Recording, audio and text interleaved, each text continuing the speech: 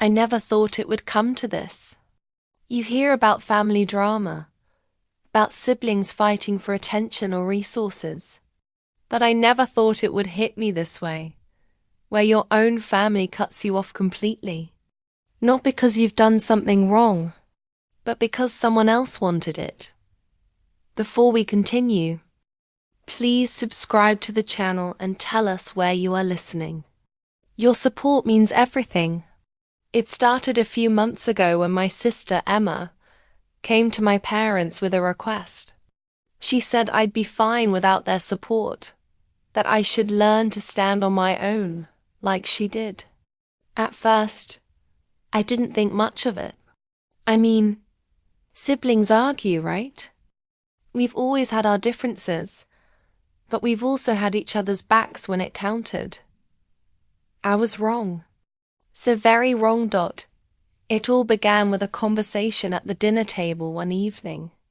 My parents and I were talking about plans for the coming year. My mom asked about my progress on the job search, and I told her things had been tough, but I was still pushing forward. I'd been out of work for about 6 months after my previous company downsized, and to be honest, I was feeling the pressure. I didn't tell them, but there were days I struggled to make rent, cutting back on groceries just to make sure I didn't fall behind on bills. That's when Emma, my younger sister, who had been quiet up until then, suddenly spoke up. You know, I think it's time you learned to handle things without Mom and Dad's help. I did it, and you can too. The words hit me like a slap in the face. I tried to stay calm. What are you talking about? I asked, trying to understand where this was coming from. Emma's face looked serious, almost too serious for a sister who had always been carefree. You've been relying on them for years. It's time you stand on your own feet. She gave a quick glance at our parents, as though she were in on something that I wasn't. Mom and Dad were silent, looking at each other. My heart started pounding. I could feel the tension in the air. What's going on? I asked, my voice slightly shaking. Dad cleared his throat. Emma's right. We've been helping you out for a while now. Maybe it's time you learned to do things on your own, like she did. I was stunned. Like she did? Emma had always had a safety net. She had moved to a different city a year ago and immediately found a job with a high salary. She hadn't been out of work for more than a month. She didn't know what it was like to wake up every day and wonder if today would be the day that your savings ran out. I tried to explain, I'm not asking for a handout. I'm just going through a rough patch. I'm actively looking for work and I can't do it without a little help. But my parents seemed resolute. You'll manage, Mom said, her voice soft but firm. We think this is a good opportunity for you to grow. I wanted to argue, to scream that I wasn't weak. But what good would it do? Emma was looking at me with this strange expression on her face, a mix of pity and superiority. It made me feel small, insignificant. I left the table that night, my mind racing. Why was Emma doing this? I wasn't asking for much. I was barely getting by, but I was doing my best. And yet, here she was, taking everything from me, everything I had always taken for granted. Days turned into weeks, and I felt the weight of their decision pressing down on me. My parents stopped offering to help with small things, like paying for groceries or covering part of my phone bill. It wasn't just the money. It was the emotional support. I felt like I was being abandoned by the people who had always been there for me.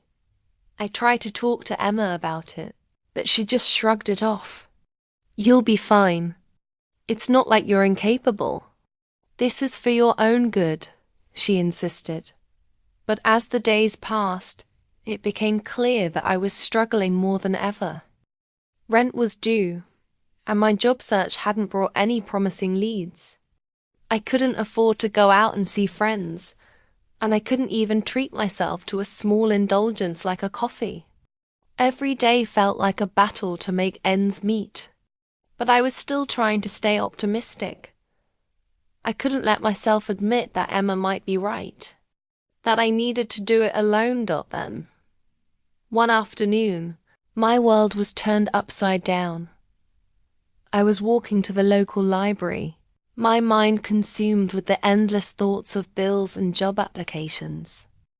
I was walking past the coffee shop near my apartment when I saw Emma sitting with a friend, laughing and chatting over coffee. I froze. I had just enough time to hear her voice, clear and loud. "It's so funny, you know? I told them that name would struggle without them. It's hilarious because now they're actually doing it. I've never seen them so panicked. It's like watching a fish out of water." The words stung like acid. She wanted me to struggle. I stood there for a moment, my heart racing. I couldn't believe it. Emma had set me up. She had convinced Mom and Dad that I wouldn't be able to handle things without their help. And now she was laughing about it. I turned around and walked away, my head spinning. How could she? How could my own sister wish this on me? The next few days were a blur of anger, frustration, and hopelessness. I didn't know what to do. I couldn't go back to my parents now, not after what Emma had said. And yet, I still loved them. I still wanted to believe that I wasn't completely alone in this. Then, an unexpected opportunity came through. One morning, I received an email about a freelance position I had applied for months ago. I hadn't thought much of it, but now it felt like the lifeline I needed. I responded to the email with a renewed sense of purpose. And after a few interviews and tests, I was hired. It wasn't the dream job I had imagined, but it was something. It was mine. I was finally standing on my own 2 feet. I didn't tell Emma at first. I didn't need to. But one evening, while we were all at a family dinner, I dropped the news.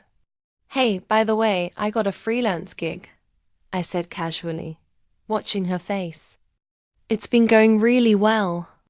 I'm actually starting to feel like I've got a handle on things." Her eyes widened, and for a moment she said nothing. My parents were quiet too, exchanging looks. Emma finally spoke. "Really?" She said it with a mixture of disbelief and something else. "Was it guilt?" "I didn't think you'd actually. I thought you'd struggle." I looked her straight in the eye. "Well, I didn't. I'm doing fine. Just had to trust myself a little more." My parents, silent throughout the exchange, exchanged a few words before my dad spoke up. "We're proud of you, and we should have believed in you from the start." It was the first time in weeks that I felt like everything was going to be okay. Emma, though, she didn't say much after that. Things didn't go back to normal. I'm not sure they ever will, but I don't need them to. I've learned that I can do things on my own, that I'm stronger than I gave myself credit for. As for Emma, well, she hasn't said anything about my new job since that night. But that's fine. I've learned that it's not about proving anything to her. It's about proving it to myself. And honestly, I'm doing just fine.